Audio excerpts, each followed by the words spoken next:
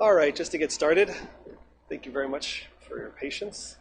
So we have an interesting panel discussion set up in front of us, continuing in the theme that we've had going for most of the day on cybersecurity and privacy aspects as it relates to it. We have quite an assortment of individuals here we're going to talk through. I'm actually not going to give the bios. I'm going to actually let them do it for themselves. And why don't we start? Dr. Mark Perlin. Hello, thank you for inviting me. I'm Dr. Mark Perlin from Cybergenetics, a Pittsburgh firm that develops DNA forensic analysis technology. And I'll be talking about some of the cybersecurity aspects of forensic DNA. I'm Shannon. I'm Chief Scientist for the CERT division here. So I have a career that spans government, industry, academia, big business, small business. I bring to the table and I work regularly with colleagues. Hi, my name is Eliezer Gumbs. I am a retired Army judge advocate. I spent several years in the cyber operations world at U.S. Cyber Command and in the intelligence community before I retired. I currently work for Coalfire, and I do compliance assessment, specifically GDPR compliance assessment for commercial companies. So why don't we kick this off, just starting about the different areas of research. We actually have three very different backgrounds and different current focuses right now. I'm actually going to dim this just so we can get some of these lights out from our panelists' faces. So just to start, how does the work that you're doing right now, I guess, relate to cybersecurity and, I guess, in your case, or privacy? You can go through. Mark, let me start with you. Well, in forensic DNA, there's evidence which is collected from cables, body cavities, weapons, wherever you get it from. And there's less of a privacy aspect with just evidence that's collected from public spaces. But then that evidence is compared with the DNA of individuals, known references. And then there are issues involving the rights of individuals to their DNA privacy, to their references, the rights of victims, the rights of other people who may be tangentially related with the crime. And that has to be protected. Can you restate the question? Sure. So just, I guess, within the context of cybersecurity, how does the research that you're doing or the stuff that you're involved in relate to cybersecurity and or privacy? Relate to privacy. Well, I think one of the challenges in privacy is that from a security point of view, attribution is a huge issue, particularly from the government side. And so you have a lot of, you have evidence that statistically may be suggestive of a particular pattern, a particular culpability, but that doesn't necessarily make it kind of admissible in terms of you taking action or being able to identify who that actually is. And I think that anonymity is really one of the challenges as from a data science point of view, it's often kind of easy to de-anonymize or identify who you're pretty sure who it is. But from the legal constraints on that, and then having certitude to actually take action, whether you're a government entity, a corporate entity, I think as much is very challenging. So I focus on the new GDPR regulation. For those of you who may not know, it's a new EU regulation that provides a lot of rights to the data subjects. I think generally we're starting to see an increase in concerns about people's privacy as the amount of data collected about individuals, of course, is increased, and it's basically a backbone of much of our economic activity. So new regulation, and I think we're going to see, we're seeing a lot of regulations passed in the United States, in various states.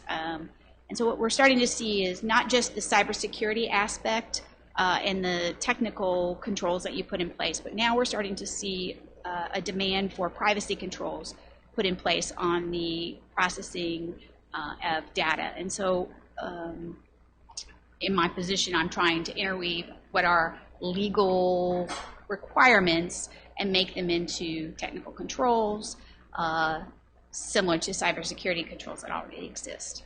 Lisa, let's actually start with you on this. So kind of in that context, you're deciding on controls and whatnot. So when you're trying to figure out for some data that you guys are getting your hands on, you're trying to figure out whether or not to keep it, whether it's worth the risk associated with the data, what kind of decisions would go into that? How do I decide what to keep? So a lot of my clients just want to keep their data forever, both in my government side and in the commercial side, because, it could be of value someday, right? So balanced against that is this tenet in the law that we're starting to see is that, okay, one, you're going to have to minimize that data, right? You can't keep it forever because all of that is an impact on privacy. So we have to start saying what is reasonable for keeping the data, like the length of time, if it's a business process, if it's in the intelligence community and it involves someone that has a privacy right in the intel world. How long are we can we keep that data? Is 6 months good? The character of the data is really going to dictate how long we should keep that. And of course, that's balanced against the desire to have the data forever so you can glean as much information about it. Additionally, can you take some type of action, minimization of that data, right? Strip away the identifying details and just using what's critical or what's important for the research or the business objective. Could you take that and anonymize it, pseudo-anonymize it, and be able to still use it in some way? And so we try to look at what is being offered or by operations folks and decide whether it's going to fit within the law. I know, Mark, for you as well, a lot of you're dealing with the cyber forensics, so a lot of decisions about what data is being kept sometimes is made for you, but do you guys get to influence that at all, or do you get to say in that?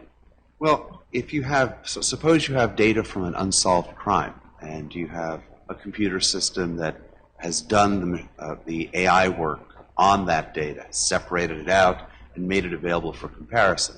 At what point would you want to lose the ability to solve a cold case? You might never want to lose that ability, and you might want to keep that data indefinitely if your goal is to have a balance between protecting the public and whatever privacy rights there might be in evidence data.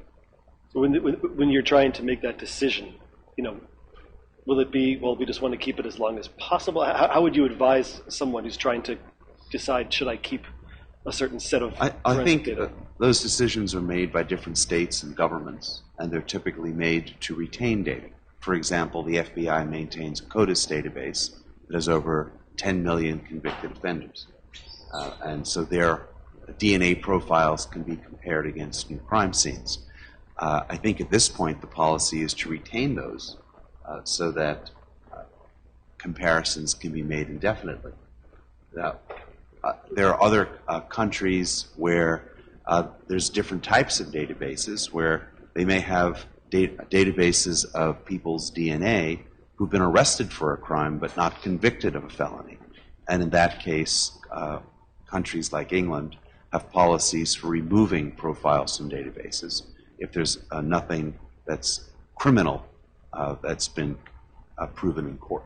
And I know, we had those of you in the government, you had the OPM hack, which was a very large, very notable instance where the government learned holding data is not good. I know, Greg, you did some of the work with the OSTP, Office of Science and Technology, right in the White House. I don't know if this is the sort of thing which ever came up there, but trying to decide, we have these policies set up about data retention. Right now, it's sort of, yes, we want data retention. But has any kind of discussion about offsetting risks? Well, yeah, I think it was really a revelation to the government that data is a liability. So, data is the new oil. It's also the new toxic waste that may have downstream consequences. And I think trying to realize there are important decisions to be made about what data really does need to be retained and how do you store it safely. If you're going to have a lot of data, you better store it in a way that you can control it and it doesn't become a liability against your organization. Yeah, I guess walking with that.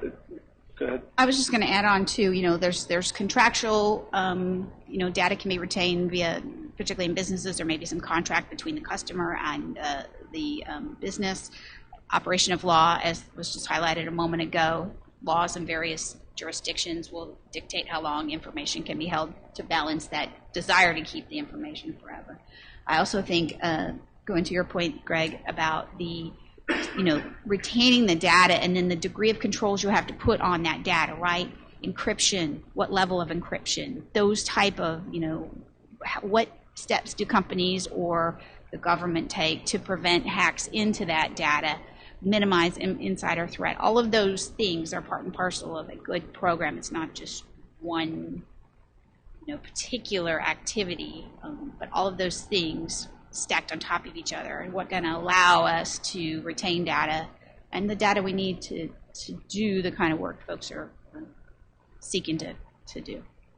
Is there any kind of minimal, like any company storing data should do X, or would you guys say it's really always varies based on the application? Always encrypt. Always encrypt? Yeah, I mean, yeah. If you got data encrypted, if it's sitting there, encrypt it. That's one of the requirements of the new GDPR regulation, and then that's a European regulation, but it has a lot of impact in the U.S. because, of course, if you're a company doing business in the EU, you are subject and have to comply with that regulation. That's why this is a big deal.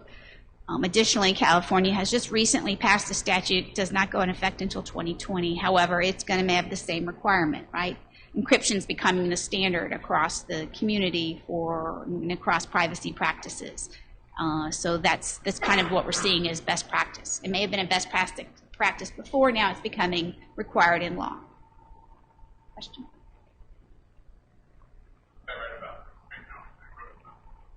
So one of the things that you lay out with encryption in particular is that current level you can't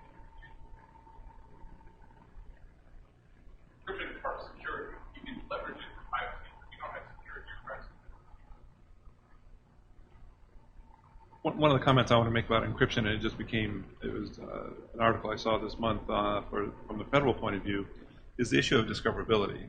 So even if you have things encrypted, what are your rights and responsibilities relative to discoverability? If you encrypt certain ways, it could make things maybe more discoverable than they should be, or especially relative to privacy issues. On the other hand, if you encrypt sloppily, you may make it so that it's discoverability is very hard. And I think we're seeing cases regularly now where the discoverability is, well, there's 1 million documents involved. And one's clearly going to use automated mechanisms to review those and to do your winnowing and triage of documents in a discoverability issue.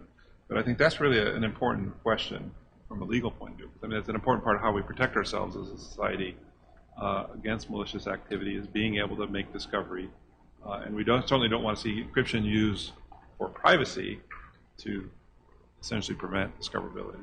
But then you have the interesting issue that if you do all this work of security and encryption and privacy, and then a judge decides that it's all discoverable, how secure are the courts in maintaining all that previously private information that can then be released at some later on through some court order? Yeah. You've done all this work, and then it's liberated.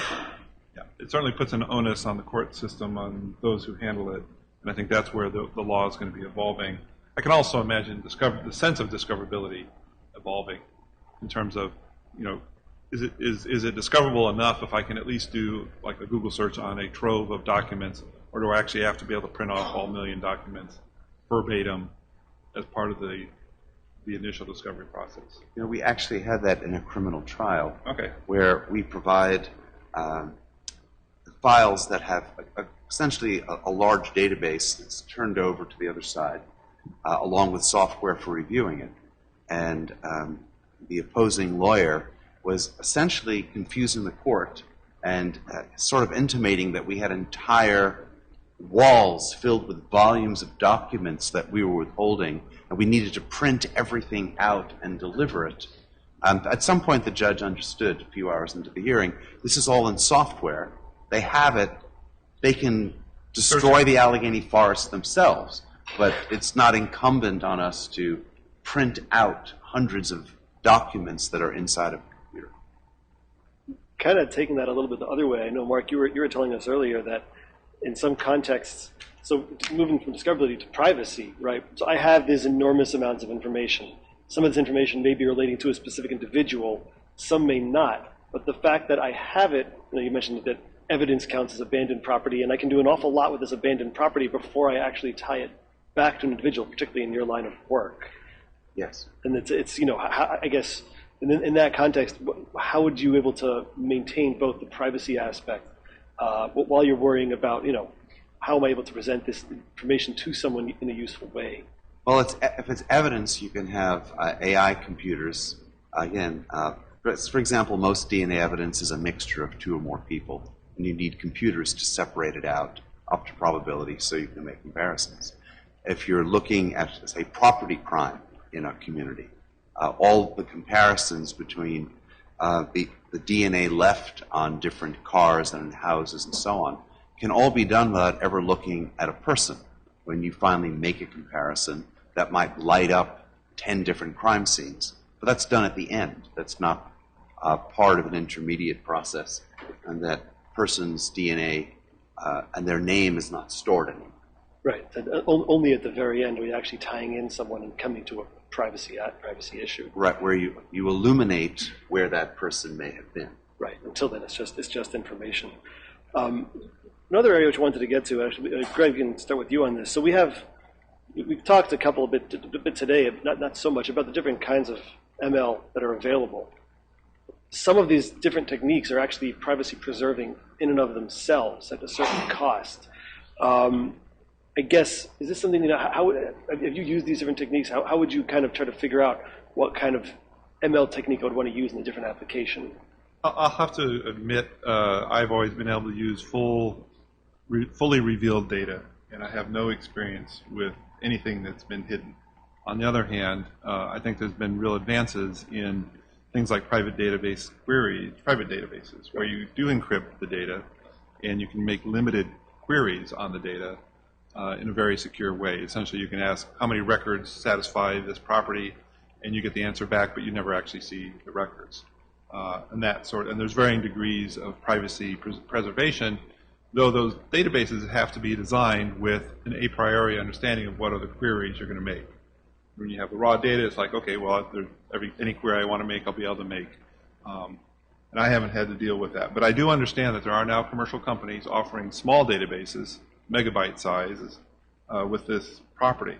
Though if you think back 30 or 40 years ago, megabyte-sized databases was, state of the art. So I think we're seeing real advances in this area, and it's really quite remarkable that a lot of this work was initially funded by DARPA, IARPA, NSF, and it's now being revealed in commercial products. We're actually having a tutorial later today on differential privacy, talking a bit about how can I want to store information which I can analyze, but I don't want to actually keep all of that information present for myself.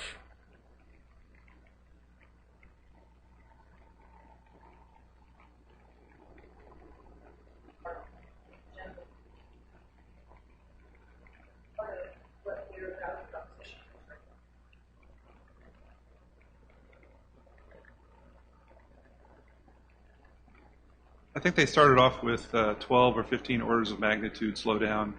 I think they've halved that.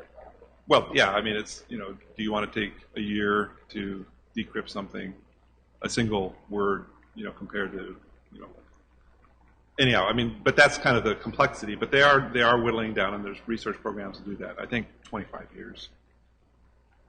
So foreseeable future, this century. But it'll take, when you're trying to whittle off 10 or 12 or 15 orders of magnitude, that takes some time. You talked a bit before today about about some of the aspects that came out of Facebook. One of the issues which I think we found is that Facebook has a trove of data itself, but the data itself only has a certain amount of value. It's the extrapolated information that itself becomes much more valuable and possibly much more privacy invasive. I'm curious if that's something that you guys have had to deal with, and how do you manage both having the data itself, the need to analyze the data, and then all of a sudden you've exposed yourself to a different kind of a risk? Mark, do you think? No, I mean, we start off with electronic data that comes from DNA, and then we have derived data in the form of the genetic types. And those are kept on computers, but we also use comparison algorithms to calculate match statistics, where unlike older methods where you need to have an individual's DNA profile conceptually, physically, but electronically, together with the evidence in order to determine what its probative value is, the extent of match for or against, all this can be kept separated and only compared at the last instant. So you have different spaces where you can keep evidence as opposed to people. So the information that's derived is no longer the data, it's the genetic types. And you can think of a genotype or genetic type that's uncertain as a statistical summary of data that's useful for comparison. So you can separate those summaries. Is there ever a concept of, I want to just keep the analysis throughout the original data because the original data doesn't, it's the extrapolated information that's more valuable? Well, it is for making a comparison. You can't logically compare data to a person unless the data is incredibly simple and is essentially the equivalent of a statistical genetic. Sure. With regards to associated data with height, that's the user power and personnel law.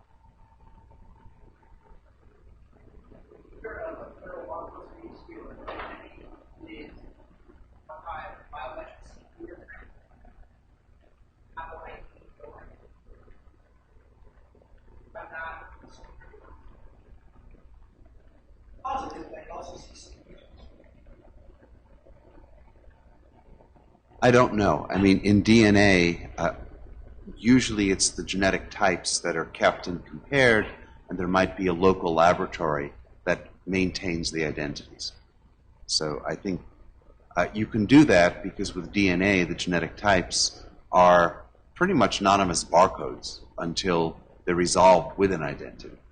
And so one of the powers of forensics is you can compare barcodes with barcodes, and you don't need to worry about who the people are until the final step.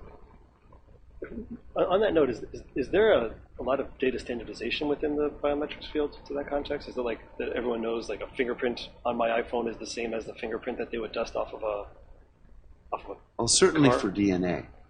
There are standards for how the DNA profiles, the alleles, the different values that you find on DNA are stored. There's even a NIST ANSI standard for how you store probabilistic genotypes.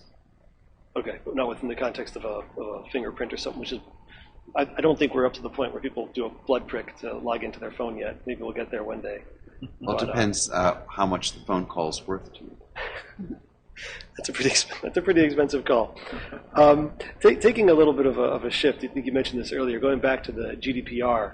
So GDPR is definitely a large body of legislation. I know that within the U.S. there's actually been a couple different bills introduced along those lines. I'm just curious, and I think Lisa, you probably have the most experience here on the panel.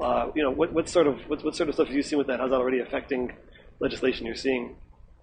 So it's interesting. In the United States, so Europe takes a much more comprehensive approach to privacy regulation. In the U.S., right, we take a sectorial approach, right? We have regulation for healthcare, we have regulation for the financial sector, et cetera. What we're starting to see is states stepping up and passing data protection laws unique to those states. New York has a very strong data protection law. California has just recently passed a law that I mentioned earlier, what will go in effect in 2020. At the federal level, there has been no or minimal success in a comprehensive law because of multiple interest. Business sector, of course, has a strong interest in being able to move data around about you, right? They want to know that you ate lunch at COSI or wherever, that they know you're sitting in this building. All of that is very important to them. However, recently there have been some drafts of federal level data protection laws. I just read yesterday a news piece about that there is in draft some federal level data protection laws that would pick up and contain some of the similar tenets that are in GDPR.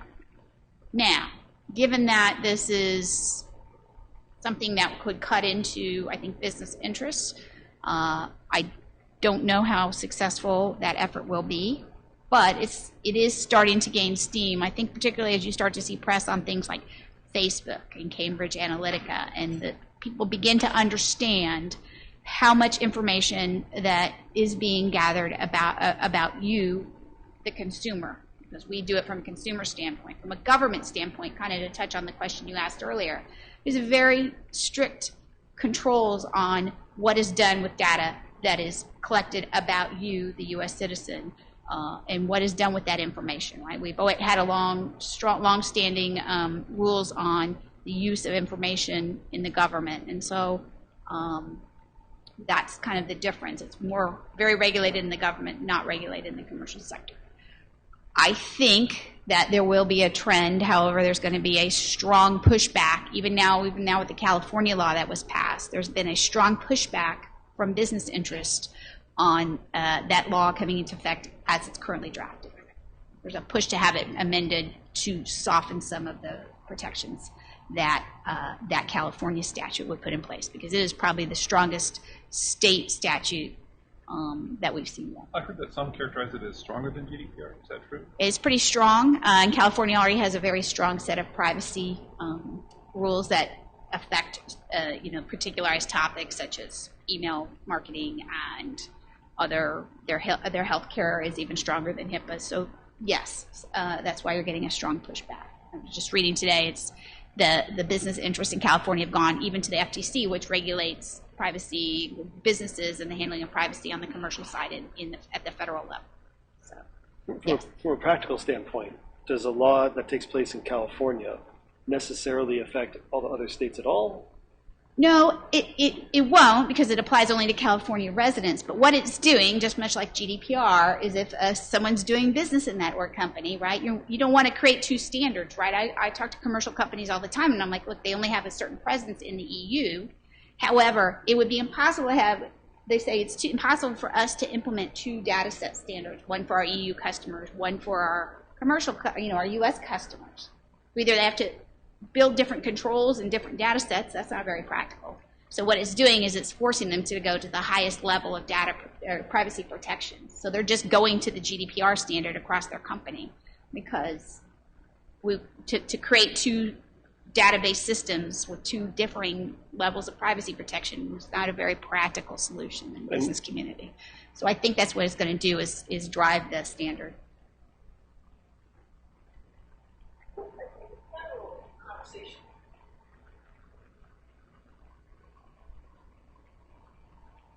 Very different from upfront requirements to prevent the virtual active questions.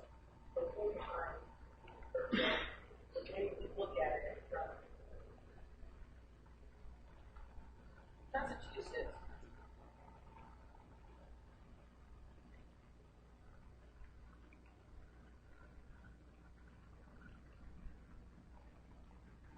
And these are the things you have to do up front looking at.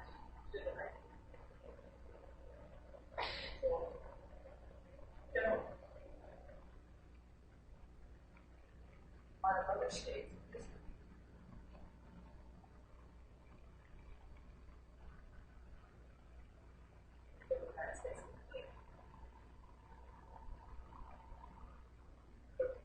The rest of businesses, do you have a separate way that you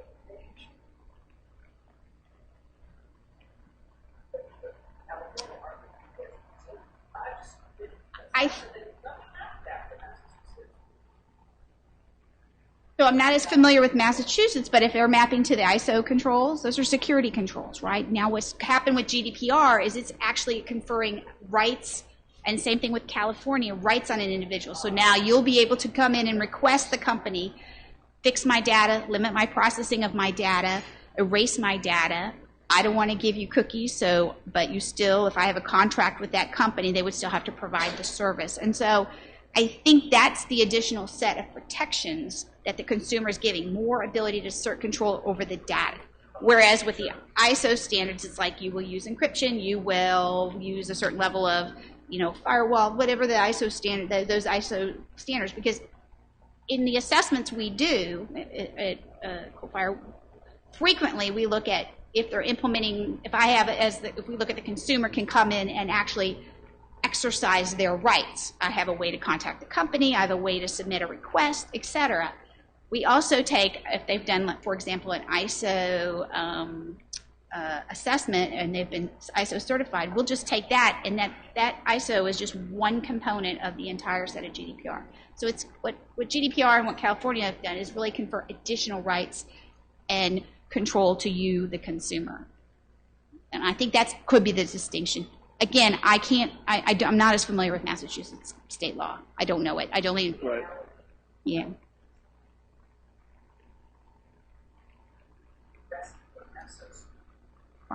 Right, which is GDPR is got that security component as well as these data subject rights. That's really what I think the big takeaway from GDPR and the California law is conferring rights on you as the consumer to say to the company, you're not going to use my data.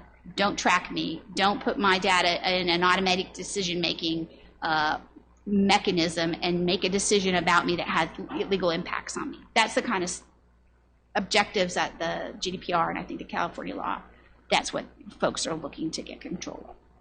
California does seem to be really have a unique place in this country in terms of when they pass something, compared to any other state, for better or for worse.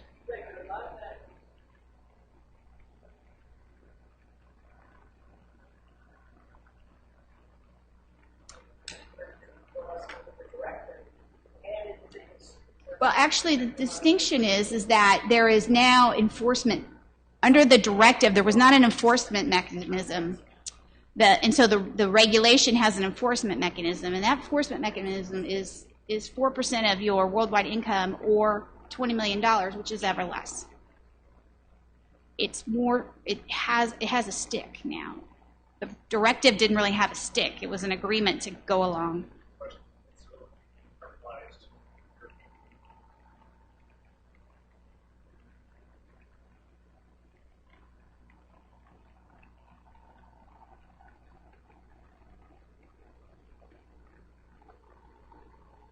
Yes, so the answer is yes if they have a presence in the EU. And the presence, there's a little bit of a little unsettled to what presence means, but if you are marketing to the EU citizens, that applies.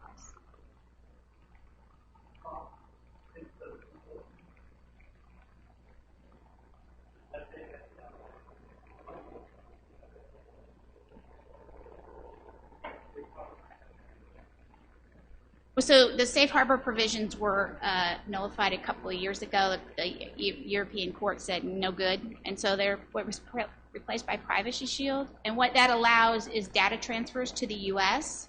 because the EU does not consider the U.S. to have adequate privacy protections for EU citizens. And so they created something called Privacy Shield principles, the Department of Commerce in the EU, and if a company certifies that they comply with these Privacy Shield principles, then transfers can occur between the EU and the U.S. There are also model clauses. EU has a set of model clauses that can be put into any transfer agreement or contract between the parties, and if model clauses basically say you will have all these protections in place before we will transfer between EU and the entity. So.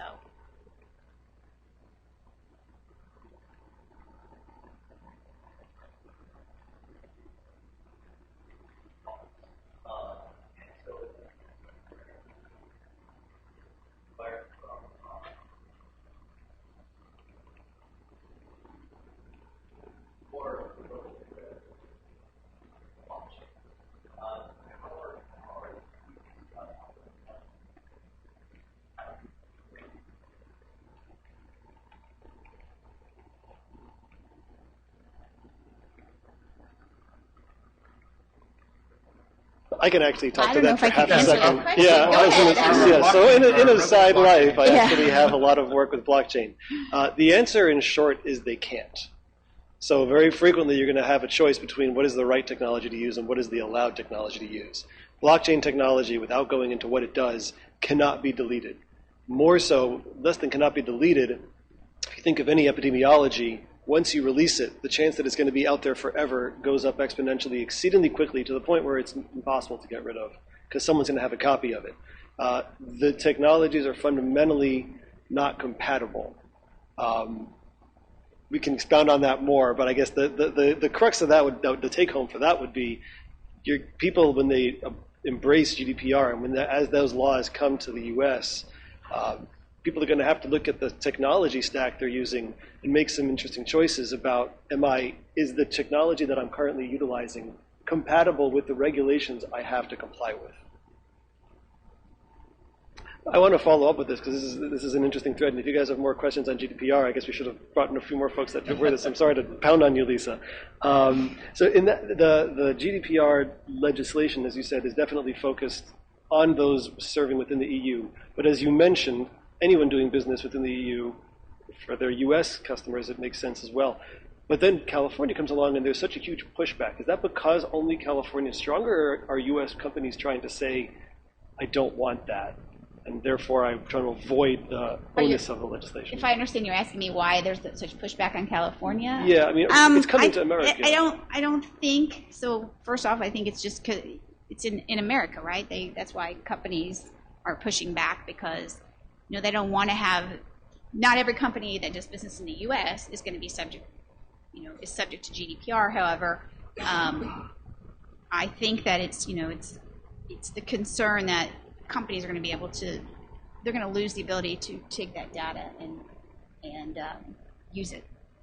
I think obviously it's harder for them to push back on the EU, because the EU has basically said, you guys don't care about privacy, and we're going to take a stand and protect our citizens. Many other states often adopt California. Yeah. So we'll see. I'm curious to see how the debate in the California legislature comes out, because the background on that statute is there was a referendum in California. It was going to be put on the November ballot by the citizens, and businesses hated the language in there. And so they hastily got together and made a counter proposal to the referendum language to try and soften the requirements of that referendum and that statute as it was drafted. And as the result, it literally was hastily done, like within 48 hours before the end of the legislative term in California. The compromise may not have been to the satisfaction of both parties, but they wanted to get something through the legislature so that it wouldn't be on the ballot in the fall. That was kind of that background history. Now they've, after that hastily created statute, and if anybody has ever written statute, you know how difficult and confounding it is sometimes to try and negotiate all the changes and figure out what the impact of the language is. But the result is now people woke up the next day with a hangover and read it and said, oh my God, what have we done? And that's what is going on now. I think we're going to see a negotiation for further amendments by the legislature in California. So I'll be curious to see how that comes out, because what comes out of that, I think, will start to settle out as what will be acceptable in the U.S. Increased data protections.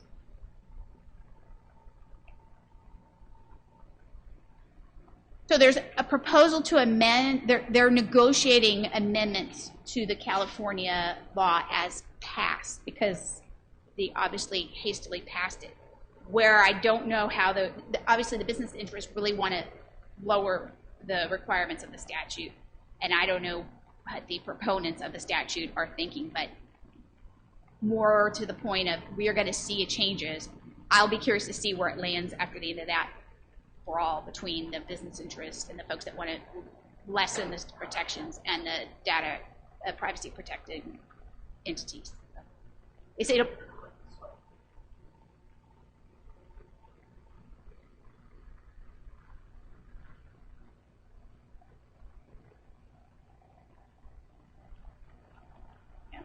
I know it's interesting, particularly because they are, the home of the tech folks. So I'll be curious to see how that brawl comes out between the privacy advocates and the business interests in the tech community. Mark, I was going to say, does GDPR actually hit you guys at Cybergenetics? No. No. That's good. I could go on and on and on. Sorry. No, it's good to see because as you can tell, there's definitely some places where the impact is being felt pretty strongly. Well, but I'll go on a tangent. If you think about the impact on law enforcement, you have this concern about private companies in California, but it's just with Discovery, it's just a small move from coming from all this commercial data and entering law enforcement. I was involved in a case. I was on the DNA end, but imagine your cell phone is keeping track of many things, but the companies and the cell phone towers and providers are keeping track of everywhere you've been. And that's an agreement that you've sort of tacitly made with the private sector. Now imagine you're accused of murdering somebody. And this is very dramatic. Imagine every day the victim is going from his home to work. And there's a cell phone going from home to work, half an hour. And every day the accused, who works at the same workplace where the murder occurred, is driving to work and driving home. And the private sector is maintaining the records of every day these motions are happening. And one day there's a murder, and after the murder, the two cell phones travel together towards the home of the defendant. Now, from a criminal justice perspective, they have that information, and if you're accused of a crime, maybe you don't want that information out there. On the other hand, what's the public interest in knowing that that's where you've been? So these questions about what the private sector can maintain can turn into evidence in a criminal trial very quickly, like immediately. And it's interesting because currently there's a lot of discussion in law enforcement, right? If you're familiar, remember the San Bernardino case, the FBI had the phone and they wanted to, right, have that Facebook, or I can't remember what they wanted open up. They wanted the phone, Apple unencrypt the phone so they could, or break the password so they could look at it, right?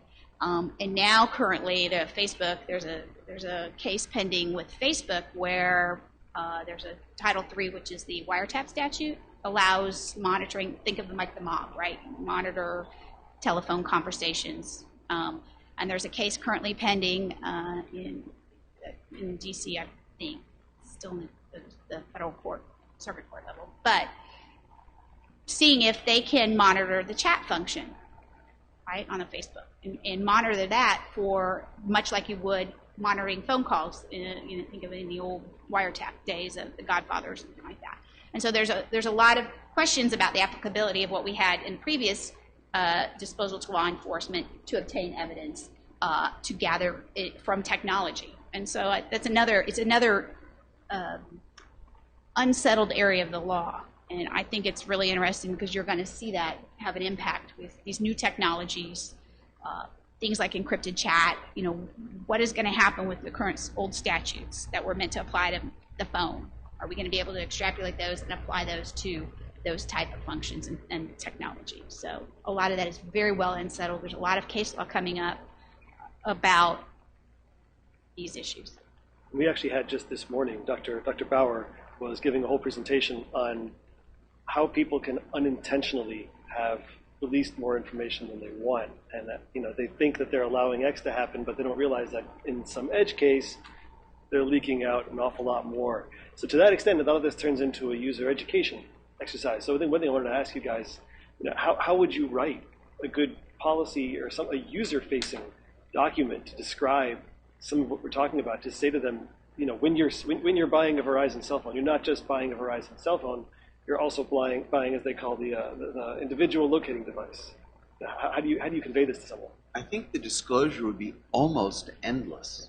I mean, I've heard so many forensics talks where somebody, they take out their iPhone and they say, okay, this is the greatest witness against you if you have ever committed a crime.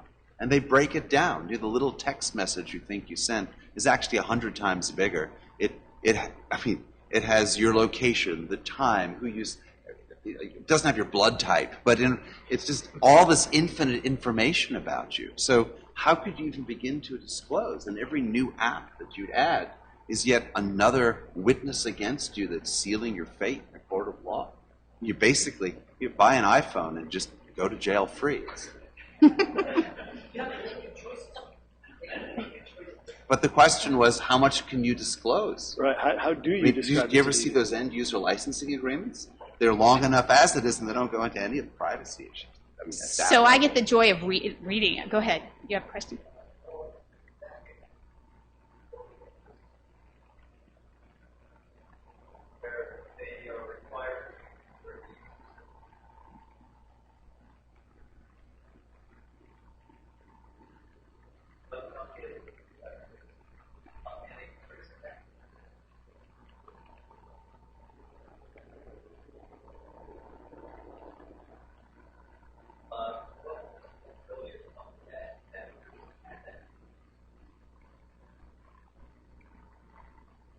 So there is an exception in the GDPR that a company can retain the data if there's a reason under the law, right? So the key would be the timing, right? If they've received the subpoena or they've received the search warrant for that piece of information, then they're required to hold it, right? Or they've received a notice from the court to, to keep the evidence. They've been put on notice not to delete anything because they're subject to litigation. And then, so they don't. But if they've deleted it before they've ever received that notice, subpoena, search warrant, then I think there's no issue because they're just following the process that they didn't know at the time that information was relevant to a crime. So there's going to be the timing and sequence, right?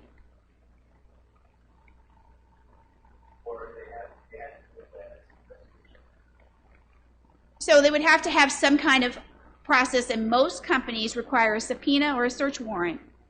Or there's also, and if there's some kind of litigation pending, they call it a litigation hold. They get notice and they say, okay, they stop, right? And they won't take any action with the identified pieces of information because of that directive from the court. But to restate the question, though, because what you're essentially asking is, if the company has the information, it's their information. If I have control over it, it's my information.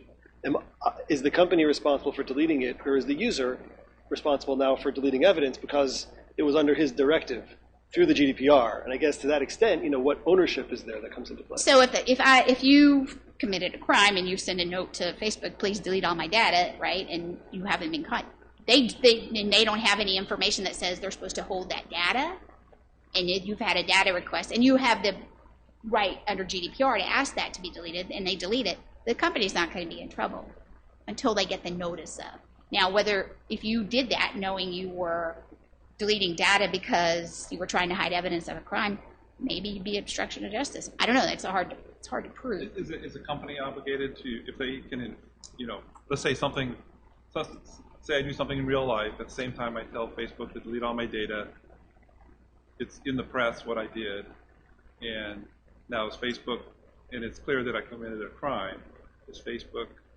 obligated to execute my delete data, or it's the timing again? They need to be on notice that the only notice they have is that there's a lot of activity on Facebook. That hopefully, law enforcement, if you've gone out and committed a crime, and law enforcement knows immediately, they'll immediately hit all the technological places to say, hold this until we have some idea whether it's of value or not. Right? You hear that all the time, right? But if I get in a second before they do I win? Maybe not. Even though it's on, I don't know. I think it's interesting. That's a timing question, I think. Well, then you have other common sense things. For example. Oh, excuse me. I'm sorry. I thought we were talking about reality. Sorry. I don't know. For example, how many people have their DNA on Ancestry.com or show of hands?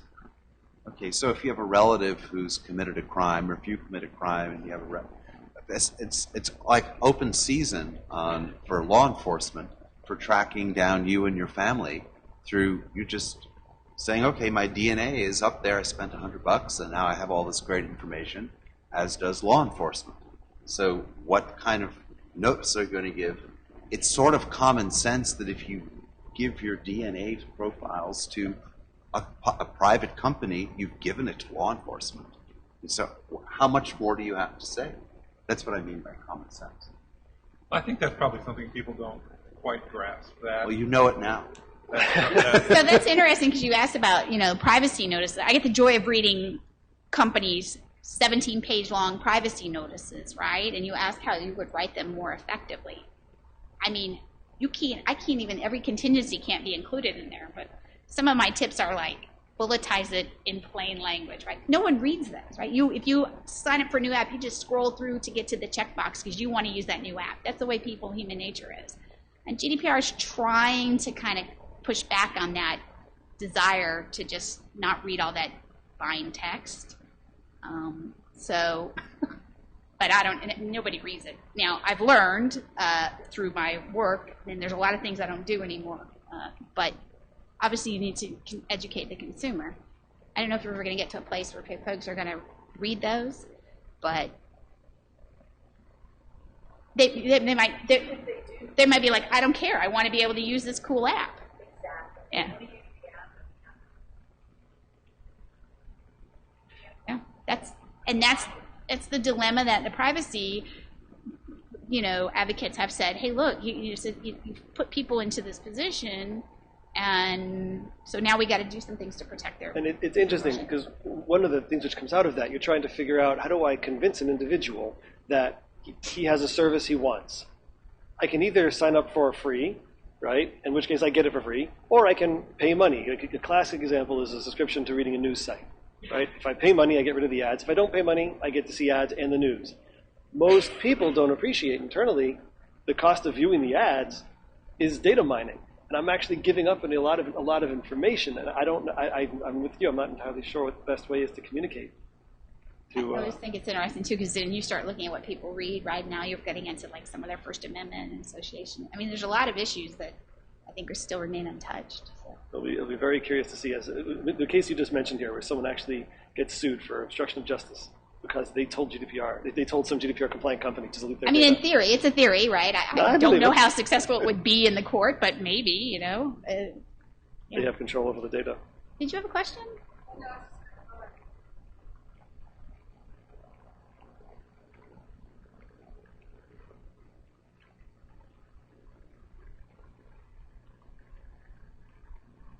Don't commit a crime.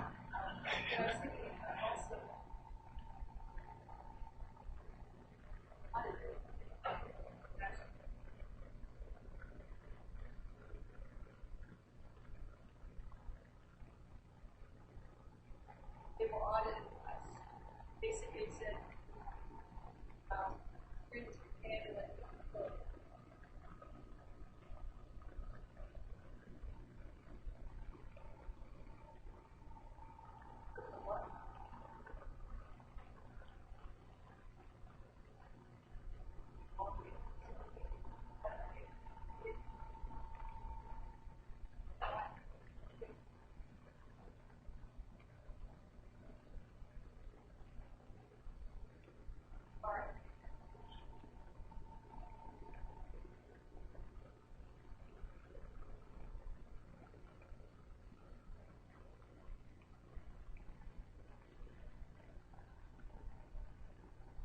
Go both together.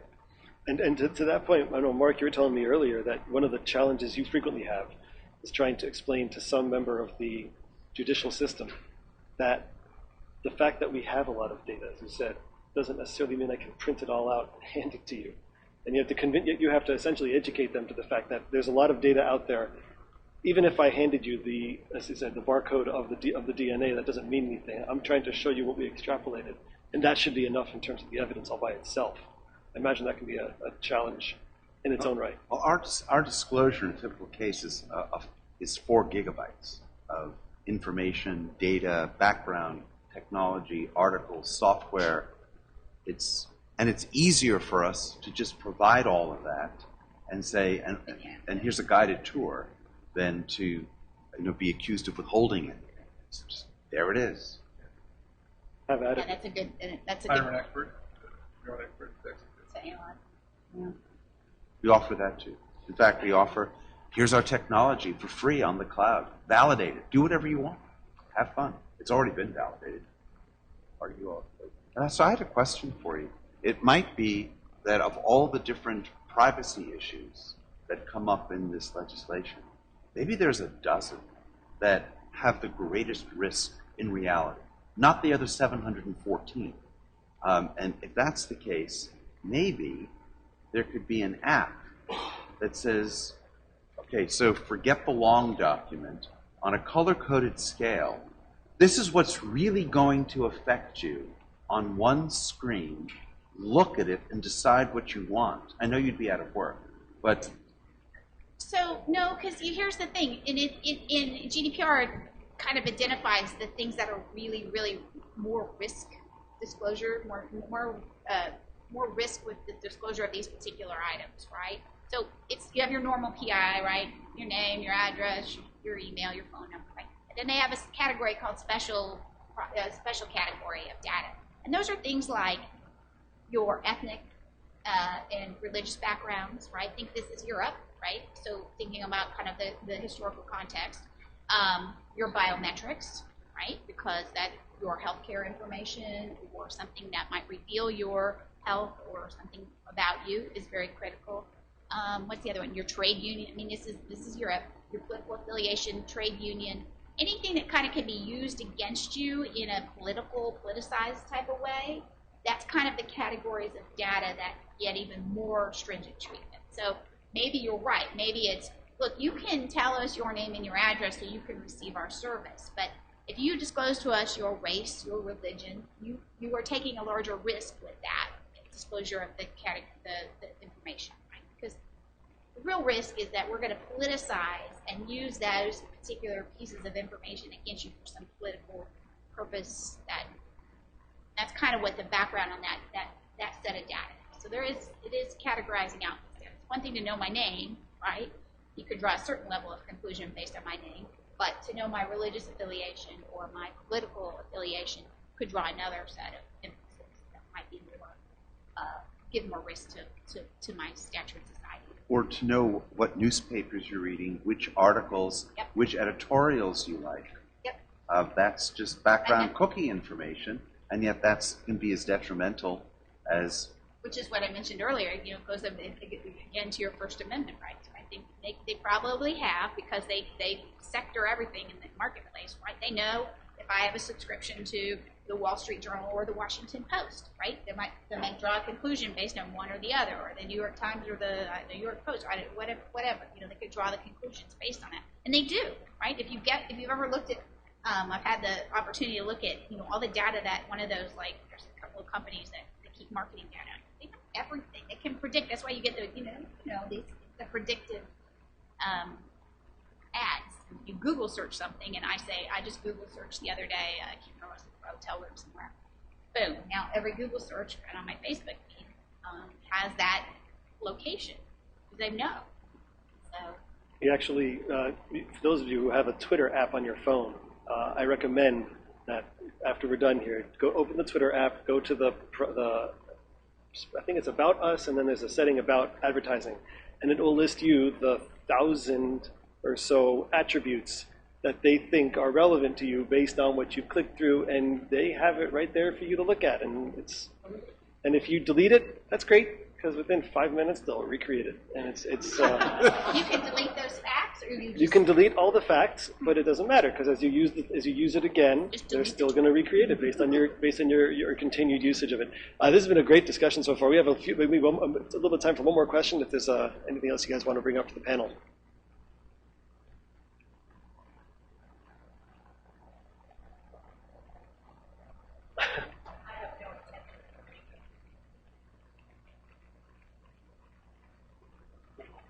If you have relatives who commit crimes, they're coming after you as well. And on that happy note, thank you very much to the panel.